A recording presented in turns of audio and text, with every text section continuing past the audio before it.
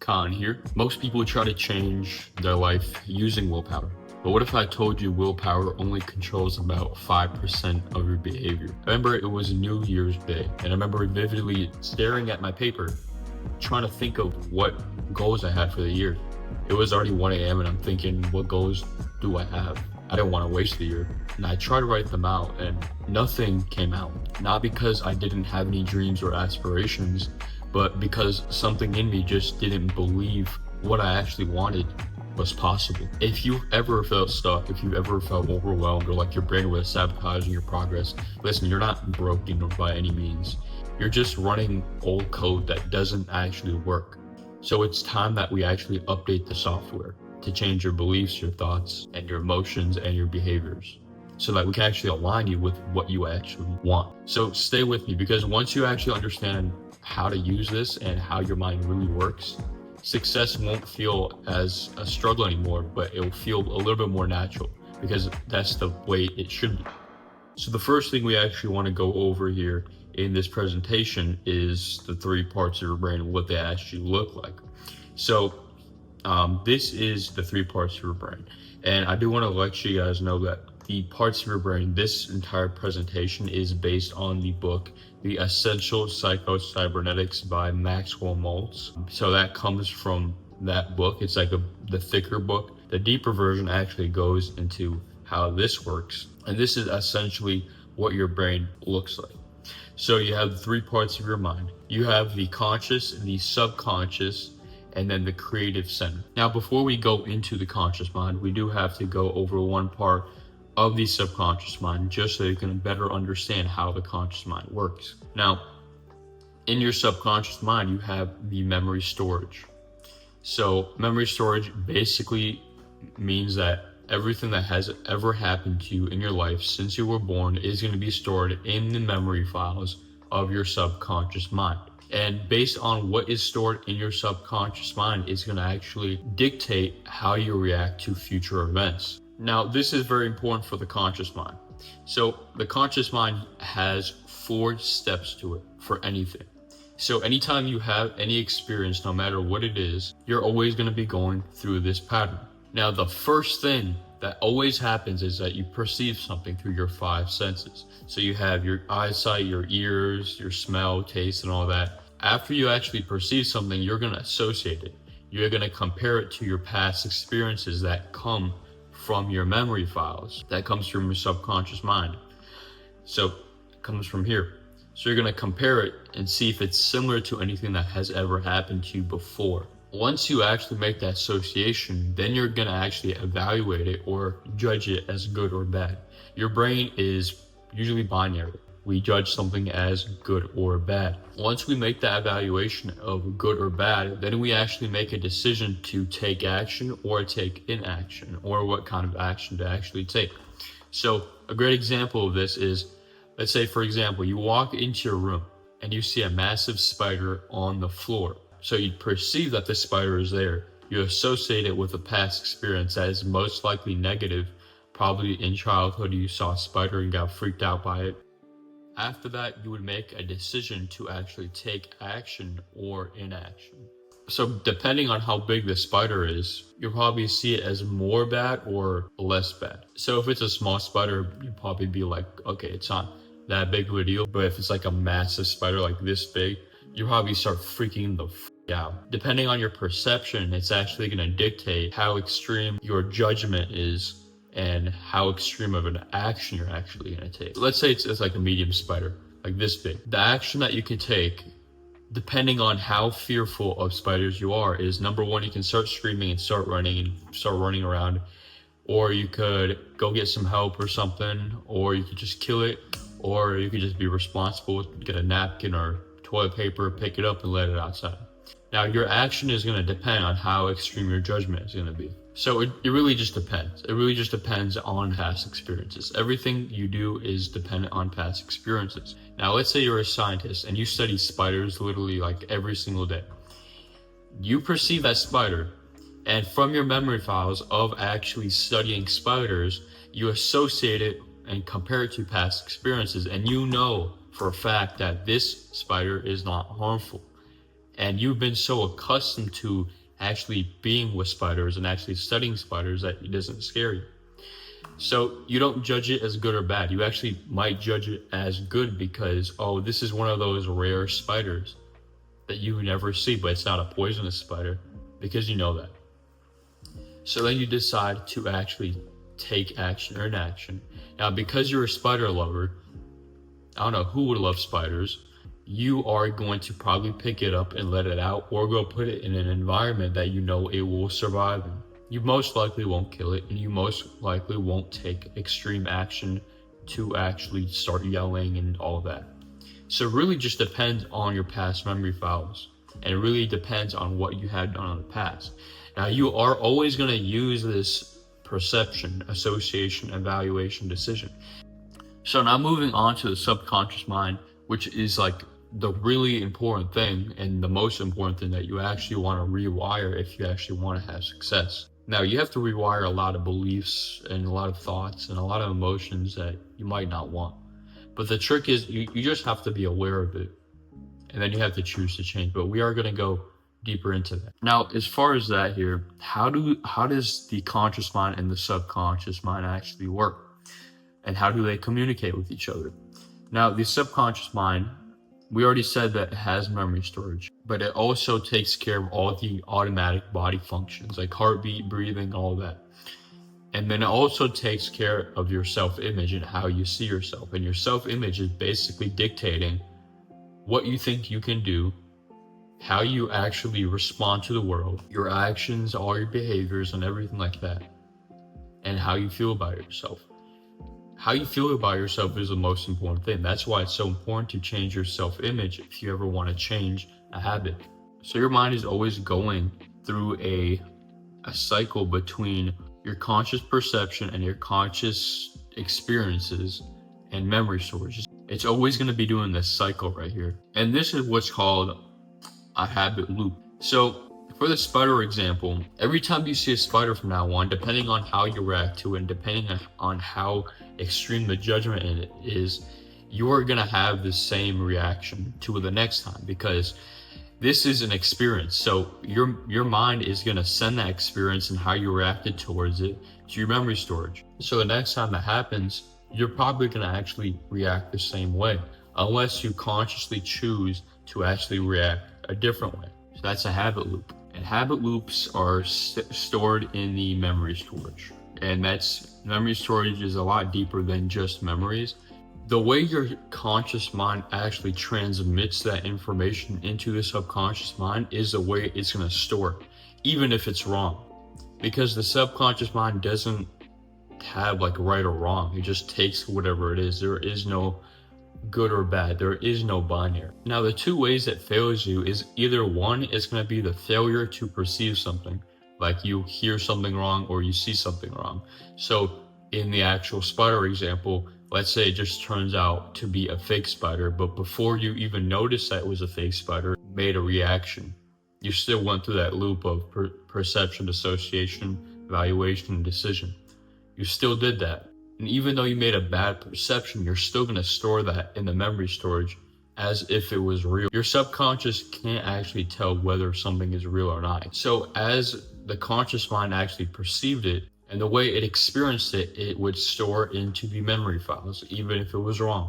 Now, the second way this process would fail is inaccurate information from either an external source or the memory files of your subconscious. So if, let's say, for example, you are taking a test and when you're studying, you went to, let's say, like a website that helped you study, and you studied from those notes and you did that every single day. When you go to the test, you are so confident that you're going to actually ace this test because you actually studied. Now, you take the test and then a week later you get the results back and it turns out you got an F. Why is that? You didn't know it was wrong. It was inaccurate information. If you repeat inaccurate information, you're still going to store inaccurate information. Garbage in, garbage out. That's how it works with your mind. So let's go over some other ways this actually works. 95% of who you are right now was programmed before the age of 7. So who you are right now is basically programmed. So your programming is basically like your cage. However you program yourself is how you're gonna be. So now it's your job. You have to take responsibility of how you're programmed and the limiting beliefs that you actually acquired when you're younger. You have to take responsibility and actually change them. That's your job as an adult. Right now, you have to think of your current programming as your cage. And that cage is called your personality, which means your personal reality. And what makes that up, your personal reality, is the thoughts, the behaviors, the emotions, and the beliefs that you have every single day. If you think the same, feel the same, and believe the same things every day, you can't change. Nothing changes until you change. Nothing changes if nothing changes. Because chances are that you're probably running off scripts that you didn't even know you acquired. Because your brain is always going to be a record of your environment, of all the environments that you ever had. So you have to be aware of these things. You have to be aware that your brain is a record of your environment. Now, a lot of resistance comes from conflicting programming. Let's say you're trying to quit, junk food. Let's say you're trying to quit junk food. Now, you really want to quit junk food.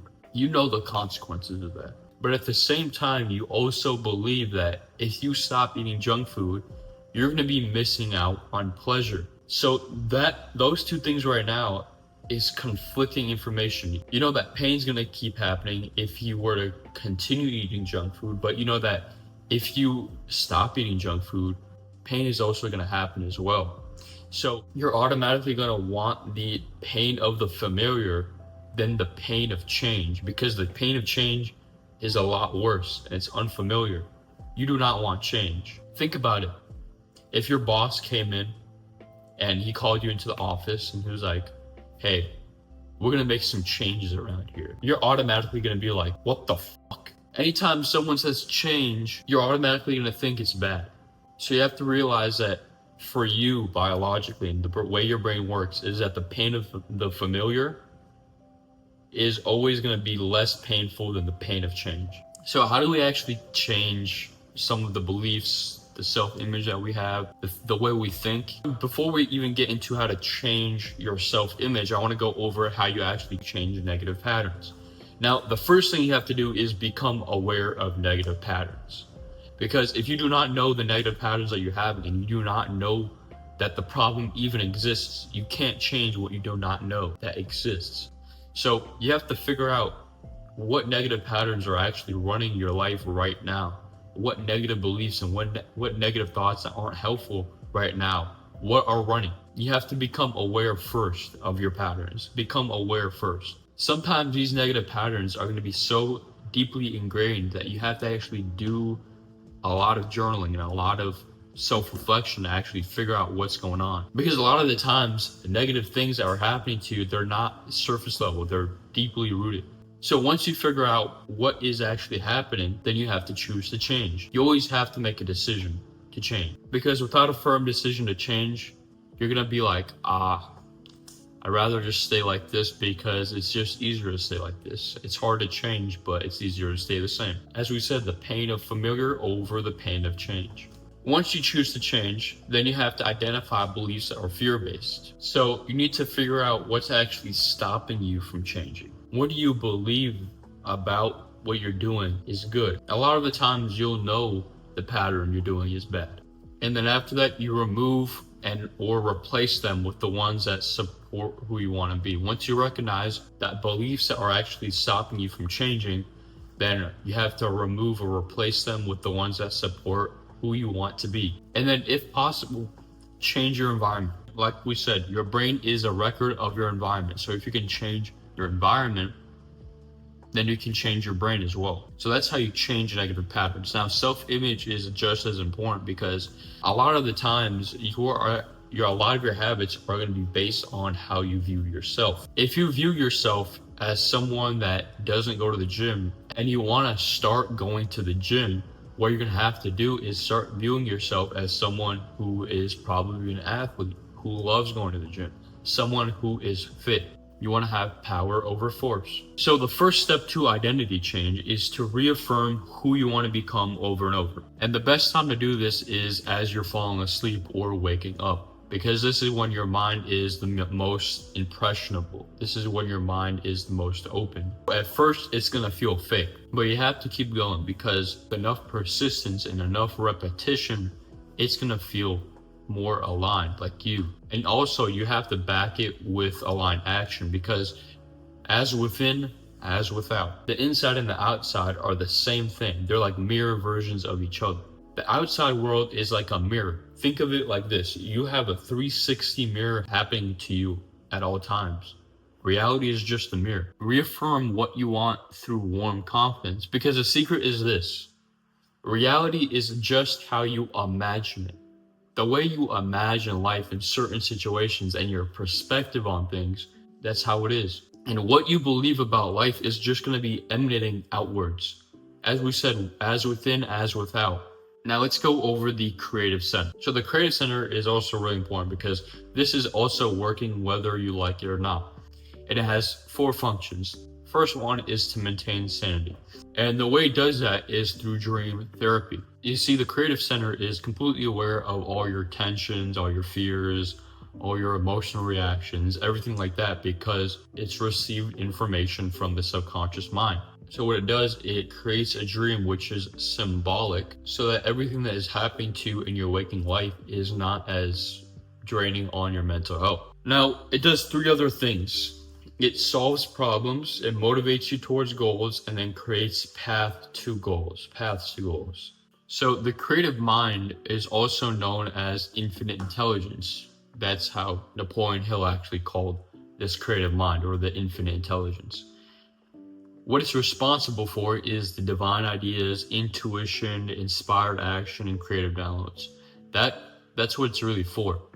That's what it's really where it comes from. The best way that you can actually do this is by letting go, getting still, and stop overthinking, because when your conscious mind is completely running and going over so many ideas and different things and so many worries and fears, it's actually blocking the connection to your conscious, or it's actually blocking your connection to the infinite intelligence. So you have to, a lot of the times you have to be calm. You have to get still in your mind and then feed the subconscious what you want. So you have to feed the subconscious with, and the more facts that you have, the more creative that you can be. This is why mastery is so important, because the better and better you get at a skill, the better your creative mind can work. Cerebration, pondering. So you have to kind of think about it a little bit and see like, oh, maybe I'm missing something. The subconscious plan in the mind takes over and stews over it. So you stop thinking of it. You let go of it, and you trust that your creative mind will actually have answers for you. And then after that, you got it. You got the success. You struck well, and you have the ideas that starts gushing. A lot of the times this happens to me. As I'm trying to fall asleep, I kind of let my mind just let go. If I try to consciously do it, it's a lot harder. But when I let go as I'm falling asleep, magically I just think of a bunch of ideas. And a lot of the times I actually have to get up, get my phone out, and start typing out the ideas as it comes. And I literally write like paragraphs of what the video is going to include. This video that I literally made came out as I was trying to fall asleep. The ideas of this video came up as I was trying to fall asleep, because I actually followed this exact method right here: accumulation, cerebration, gestation, and elation. But this basically works when you let go and trust. So your conscious mind chooses the focus, what to actually think about. Your subconscious automates it through identity. Then your creative mind responds with opportunities, clarity, and flow. And like I said, the best way to actually do this is to let go and surrender. Now, I really want you to understand this, because letting go and surrender is actually the best way to live life. When you can let go of control, if you just let go, it's a lot easier. It's really hard to explain this to your brain, to let go and surrender, because as humans, we want to control everything. We want to control everything that is happening to us. But that's what actually causes us suffering. That's what causes suffering. People don't realize that by trying to take more control, that's when you cause more suffering. But when you let go and surrender and try to control less, you just let the universe work through you. Lean not on your own understanding. You have to let go and surrender and just let things work out. Let it all work out. You have an ego complex. This is what makes you believe that you are a person. This is what gives you your identity. And what your ego wants is to believe that it exists. But behind your ego is your soul, the veil of the universal consciousness. Behind that veil is who you truly are, your soul. But your ego wants you to think as if it exists. You are the rower. When you let go and let the universe just work how it needs to, and don't have judgment as good or bad, and surrender, that's how you activate your creative mind and the infinite intelligence. And I want you to understand, a lot of people won't understand what I'm saying. But if you don't understand what I'm saying, that's fine. It's not for you. But if you understand what I'm saying, then this message is for you. But yeah, basically let go and surrender. Don't try to control everything. The more you surrender, the better and easier things get. That's why meditation is so important. Letting go and surrendering, and just focusing on the breath. Surrendering control and focusing on the breath. That's what meditation is. All manifestation comes from flow. When you have to consciously force yourself to do something and trying to get power over things and forcing things to happen and take control, then it's a lot harder. But if you can make it fun, you can make it easy for your subconscious and for your brain, and get power over the actual principles that we went over in this video, you can make it a game, make it fun. If you want to stop bad habits, make it a game, make it fun. Because if your brain can conceive something as quitting a habit as fun, or starting a new habit as fun, it's not going to be hard. Because as we said before, the reason why you don't stop bad habits is because you secretly think that the bad habit is actually helping you and that it's fun. So if you can make the bad habit and the new good habit that you're replacing it with more fun, then it becomes a game. So make this entire self-improvement journey fun. The mistake I realized I've been making is that every time I'd mess up, I'd be like, damn it, I can't do self-improvement. I suck. I'm never going to become the person I want to become. But self-improvement is supposed to be fun. Self-improvement is supposed to make your life better, not worse. That's all for this video. Have a good one. Take care. But that's all for this video. Have a good one. Take care.